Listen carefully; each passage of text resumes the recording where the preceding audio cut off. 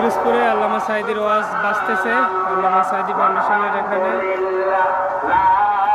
দেশের বিভিন্ন প্রান্ত থেকে আল্লামা সাঈদীর ভক্তরা এখানে আসছে, হুজুরের কবর জিয়ারত করছে, হুজুরের রুহের মাগফিরাত কামনায় দোয়া করছে। সুবহানাল্লাহ ওয়ালহামদুলিল্লাহ লা ইলাহা ইল্লাল্লাহু মুহাম্মাদুর রাসূলুল্লাহ। আমি দাঁড়াতে বলি নাই, মেহরবানি করে বসুন আর মন দিয়ে আল্লাহর পরিচয় শুনুন। কেবলমাত্র হতভাগা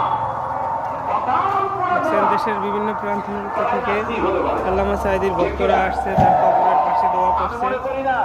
এই মাহফিল কোনো নাস্তিক আসছে না। আমি বিশ্বাস করি সকলে আল্লাহ